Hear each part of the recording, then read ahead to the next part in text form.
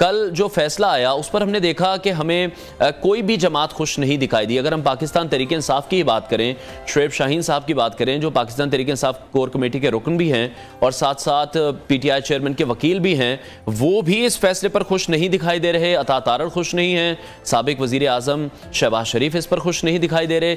बड़ी तनकीद हो रही है इस फैसले पर। यह फैसला किसके हक में आया है? बिस्मिल्लाहिर्रहमानिर्रहीम, बहुत शुक्रिया having me on your show. अब देखें, इसमें किसी चीज़ को पर्सनलाइज नहीं देखना चाहिए, बल्कि देखना चाहिए कि यह लॉ के मुताबिक है, रूल ऑफ लॉ है या जो कॉन्स्टिट्यूशन है लॉ, इसको जजमेंट जो है वो होल्ड कर रही है नहीं।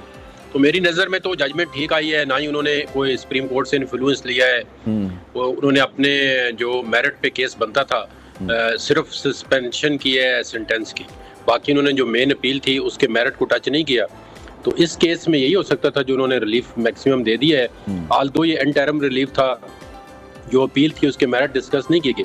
हालांकि दोनों पार्टियों के वकला ने आर्गूमेंट किए, लेकिन उनके आर्गूमेंट पे जो कोर्ट ने कोई ऑब्जर्वेशन नहीं दी।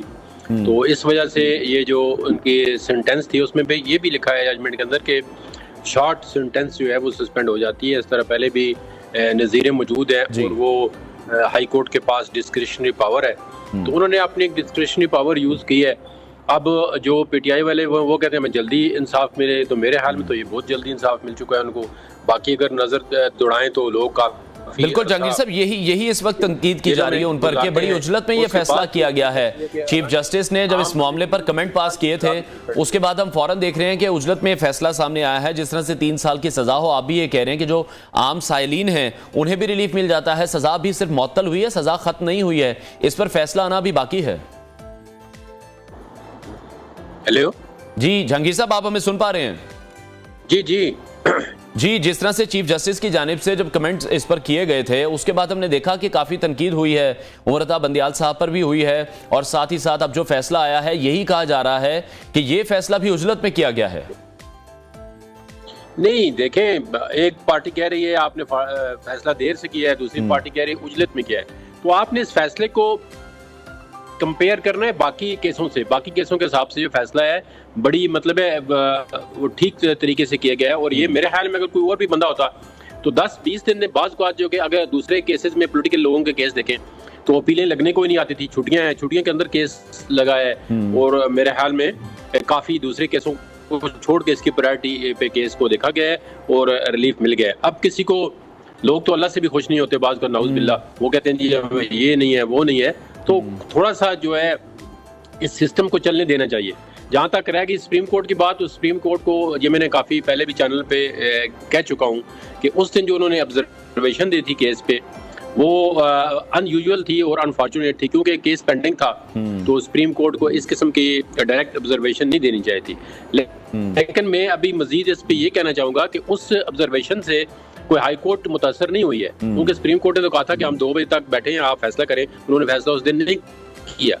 फिर उन्होंने अगले फ्राइडे को केस फिक्स किया, फिर वो फ्राइडे को वकील बीमार हो गया, उन्होंने कहा नहीं जी हम आज ही फैसला करते हैं। उन्होंने कहा जी हम सुन के फैसला करेंगे। और उन्होंने फिर 2 दिन 3 दिन मंडे को फैसला किया है और उन्होंने ये ठीक किया है। वो सुप्रीम कोर्ट का कोई उन्होंने वो उसकी जो रिमार्क्स थे उसको असरअंदाज नहीं होने दिया और ना ही उन्होंने कोई जल्दी इस तरह सुप्रीम कोर्ट ने जब कहा जी आज ही फैसला करो उन्होंने किया है। ठीक है जहांगीर साहब, लेकिन हम देख रहे हैं कि जो मुश्किलात हैं वो कम नहीं होती दिखाई दे रही। कल ही ऑफिशियल सीक्रेट एक्ट अदालत के जज ने भी अपने हुक्मनामे के कहा कि चेयरमैन पीटीआई जुडिशियल रिमांड पर हैं, आज उनको अदालत में पेश किया जाएगा। इस केस में आज क्या हो सकता है? क्या मजीद रिमांड दे दिया जाएगा, क्योंकि अभी गुमशुदा साइफर जो है वो बरामद नहीं हुआ और अब यही कहा जा रहा है कि जो जज साहब हैं वो खुद जाएंगे अटक जेल। अभी देखें, मुस्तकबल करीब में तो उनका कोई बाहर आना जो है मुझे नहीं लग रहा, क्योंकि उनके खिलाफ अभी ये साइफर का केस है। फिर अगर इसमें उनको कोई रिलीफ मिलता है तो फिर उन पर अल कादर यूनिवर्सिटी और नैब का केस है, उसमें उनकी जो प्री रेस्ट बेल थी वो खारिज हो चुकी है। तो अगर नैब का जो ट्रायल जज है, जो प्रिजाइडिंग ऑफिसर है, वो उनकी बेल जो पोस्ट रेस्ट बेल है वो नहीं देता या प्री रेस्ट बेल नहीं देता, तो फिर उन्होंने अरेस्ट होना है। और नैब का आपको पता है नैब के कानून में 30 दिन का रिमांड है। 30 दिन तो वो नैब की कस्टडी में रिमांड पे रह सकते हैं, फिर उनको जेल जाना है, फिर उसके बाद नैब का ट्रायल होना है। फिर वो नैब कोर्ट कितना जल्दी ट्रायल करती है, 2 महीने में करती है, 4 में करती है। फिर उनको क्या होती है, सजा होती है, कुटल होती है, तो ये अभी देखने वाले काम है। लेकिन जो बादी नज़र में ये लग रहा है कि उनको जल्दी जल्दी जो है वो जेल से रिहा होते हुए मुझे नजर नहीं आ रहे। ठीक है, अच्छा ये भी बताइएगा, ये जो सजा मुअत्तल होना है ये क्या है? सजा मुअत्तल होने का जो फैसला है वो नाहली पर असरअंदाज क्या होगा, या चेयरमैन पीटीआई जिस तरह पार्टी चेयरमैनशिप पर थे उस पर असरअंदाज होगा? नहीं, देखें ये अभी कल से बड़ी चैनलों पे कंफ्यूजन है। जो पार्टी का चेयरमैन था उसकी तो अभी केस की ना ही किसी ने फाइल किया है मेरे ख्याल में, जो जहाँ तक मुझे इल्म है, ना ही इलेक्शन कमीशन ने उनको डी नोटिफाई किया है एज ए पार्टी चेयरमैन या जो पार्टी का प्रेसिडेंट है। तो जब वो क्योंकि ऑलरेडी नज़ीर मौजूद है मियां नवाज शरीफ के केस में, वो सुप्रीम कोर्ट ने ऑलरेडी जजमेंट दी हुई है जो कि बिल्कुल गलत जजमेंट थी, ऐसी नहीं होनी चाहिए थी, फंडामेंटल राइट के अगेंस्ट है। लेकिन क्योंकि जजमेंट मौजूद है उसको सेटिस्फाइड नहीं किया गया है, तो ये भी अगर कोई जाके केस करेगा इस पे इलेक्शन कमीशन के अंदर तो वो भी उस जजमेंट की जद में आ जाएंगे। लेकिन अभी तक वो वाली जो है पार्टी चेयरमैन की नहीं है। बाकी जहाँ तक डिस्क्वालिफिकेशन है वो उस वक्त तक मेंटेन रहेगी जब तक इनकी कन्वेक्शन जो है, ये आपने डिफरेंशिएट करना है, कन्वेक्शन एक अलग चीज है और सेंटेंस अलग चीज है। ये कन्वेक्शन जब तक साइड नहीं होगी, यानी कि अपील एक्सेप्ट नहीं होगी और ट्रायल कोर्ट का ऑर्डर जो है, जो जजमेंट है उसको सेटिस्फाइड नहीं करती, तब तक इनकी जो डिस्क्वालिफिकेशन है अंडर द आर्टिकल 63 वो मेंटेन रहेगी। ठीक है, एक और दरख्वास्त भी हम देख रहे हैं जो इस्लामाबाद हाई कोर्ट में दायर कर रखी है चेयरमैन पीटीआई ने कि उन्हें किसी भी जो मजीद केस है उसमें गिरफ्तार ना किया जाए। तो ये जो दरख्वास्त है ये किस हद तक काबिल समात है? इस हवाले से कानून क्या कहता है? देखिए उनके खिलाफ जो है अब एग्जैक्ट फिगर तो नहीं याद है, लेकिन मल्टीपल केसेस हैं।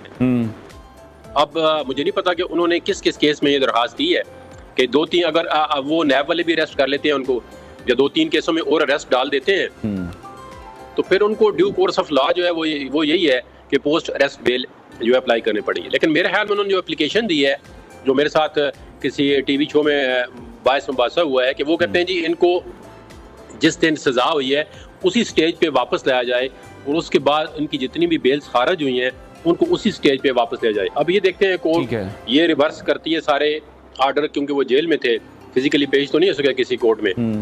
अगर वो अदालत जो है उनको ये इतना बहुत बड़ा रिलीफ है, अगर ये दे देती है तो फिर ऑब्वियसली वो जेल से बाहर आ सकते हैं उसी। ठीक है जहांगीर साहब, जिस तरह से आप ये कह रहे हैं कि पीटीआई चेयरमैन किसी भी अदालत में उन्हें पेश नहीं किया गया, तो फिर जो उनका जुडिशियल रिमांड है साइफर वाले मामले पर वो किस तरह से ले लिया गया? क्या जरूरी नहीं है मुलजिम का पेश होना जज के सामने? ये वैसे ये तो मेरी इससे पर्सनल ओपिनियन है, कोई हो सकता है इससे एग्री करे या डिसएग्री करे कि जो जुडिशियल रिमांड है उसमें फिजिकली एक्यूज्ड का कोर्ट के सामने होना जरूरी है। इस पे सुप्रीम कोर्ट की जजमेंट भी है वाबुल खैरी केस में। और इस तरह तो अगर प्रेसिडेंट बन जाए तो बंदा घर में हो या पुलिस के पास हो तो वो तो थाने के अंदर से कहेंगे आपको जुडिशियल रिमांड पे ले, इस तरह नहीं होता। क्योंकि अगर आप किसी बंदे की पर्सनल लिबर्टी कर्टेल करते हैं तो एजेंसी के पास पावर नहीं है, किसी भी एजेंसी के पास, चाहे वो पुलिस हो, FIA हो, ये जो और एजेंसियां होती हैं पाकिस्तान के अंदर बड़ी ताकतवर एजेंसियां हैं, किसी के पास ये कानूनी तौर पे ताकत नहीं है, कानूनी तौर पे मैंडेट नहीं है, लॉ उनको अलाउ नहीं करता कि वो किसी भी बंदे की कस्टडी बगैर अदालत की इजाजत के रख सके। तो फिर ये जुडिशियल रिमांड किस तरह से हो गया? ये देखे ना, ये इस पे अब डिस्प्यूट खड़ा होगा, क्योंकि या तो कोर्ट वहां पे गई है अटक जेल के अंदर, जिस तरह रात को इन्होंने ऑर्डर किया, जब कल इन्होंने इधर प्रोड्यूस करना था, लेकिन रात को मेरे ख्याल में नोटिफिकेशन हो चुका है कि जी इनका ट्रायल जो है वो अटक के जेल के अंदर ही किया जाए। तो इसमें अभी उनको ये एविडेंस या ये रिकॉर्ड पेश करना पड़ेगा। तो कोर्ट इसका कागज लेती है हाई कोर्ट या सुप्रीम कोर्ट कि इनका जो जुडिशियल रिमांड है वो किस बेस पे दिया गया है, कब दिया गया है, और इनके वकला पे मौजूद थे या प्रोसिक्यूशन वहाँ पे मौजूद थी या नहीं थी। तो ये चीज़ें क्वेश्चनेबल है। हो सकता है कोई अगर ये हाई कोर्ट में जाते हैं या सुप्रीम कोर्ट में तो वो कोर्ट इनको देखे। ठीक है, अच्छा जिस तरह लाहौर की इंसदादे दहशतगर्दी की एक अदालत ने 9 मई को जलाओ घेराव पर दर्ज एक मुकदमा हम देख रहे हैं, जहाँ पे इंसदादे दहशतगर्दी की अदालत ने मुश्तरका जो तहकीकाती टीम है उन्हें इमरान खान को गिरफ्तार करने, तफ्तीश करने की भी मंजूरी दी है। तो अभी तो ये मामला भी है। जी देखिए, मैंने पहले आपको बताया है कि उनका जेल से आना इतना आसान नहीं लगा। उनके खिलाफ मल्टीपल केसेस हैं। इस्लामाबाद के अंदर जो जलाओ गिराव करते रहे हैं PTI वाले वर्कर, वो भी उनमें 109 में उनको अबैटमेंट में काफ़ी FIRs हैं। फिर जो 9 मई का वाकया हुआ है उसके अंदर भी उनके खिलाफ एविडेंस है, फिर साइफर का मामला है, फिर अलकादर यूनिवर्सिटी ट्रस्ट है, और फिर तोशा खाना बजाते खुद एक ये केस था। ये तो इलेक्शन कमीशन की कंप्लेंट थी। जो तोशा खाना का केस है, नैब उसकी भी इंक्वायरी कर रही है कि इसके अंदर से कितने गिफ्ट लिए गए हैं, कहाँ से मतलब इनको सेल किया गया है, क्या प्रोसीड ले गया है, क्या रूल्स के मुताबिक लिए गए नहीं लिए गए। एक अलग तोशा खाना का जो नैब वाले केस है वो भी इस पे इन्वेस्टिगेट कर रहे हैं। तो केसेस तो बहुत ज़्यादा हैं। अब चेयरमैन PTI का जो है इनको फेस करना और इनसे आसानी से बाहर आना, ये थोड़ा मुझे नहीं लगता कि इतने मुख्तसर अरसे में वो दोबारा नॉर्मल रूटीन में आ सके। अच्छा, अगर इमरान खान को जमानत मिल गई और उनकी दरख्वास्तों पर नोटिस हो गए तो क्या दोबारा गिरफ्तारी नहीं हो सकेगी? इस तरह हम देख रहे हैं, कह रहे हैं चेयरमैन PTI के जो वकील हैं सलमान सफदर, उनकी ये स्टेटमेंट सामने आई है। आपकी इस पर क्या राय है? नहीं, देखें, अगर आपके खिलाफ केसेस कोई अदालत ऐसा ब्लैंकेट जो है अगर ऑर्डर करेगी तो वो एक किस्म का ओवर रीच हो गई कि आप किसी एग्जीक्यूटिव एजेंसी, अगर देखें ना एक केस में अदालत ठीक है, झूठा केस ना हो, सबसे बड़ी बात ये कि अब ये नहीं कि आप बंदे को अंदर करने के लिए उसे खामखा केस बना दें। तो जो जेन्युइन केस है, अगर उसकी इन्वेस्टिगेशन हो रही है तो वो तो फिर ड्यू कोर्स ऑफ लॉ है, इनको बेल ही अप्लाई करनी पड़ेगी। अगर हाँ अदालतें जो कहती हैं इनको अरेस्ट न किया जाए तो वो उनको अरेस्ट के पोस्ट अरेस्ट बेल भी तो दे सकती हैं। तो फिर ड्यू कोर्स यही है कि उनको बेल के लिए अप्लाई करना पड़ेगा। ठीक है, बहुत शुक्रिया। सीनियर माहिर कानून दोनों हमारे साथ इन कॉन्वर्सेशन थे।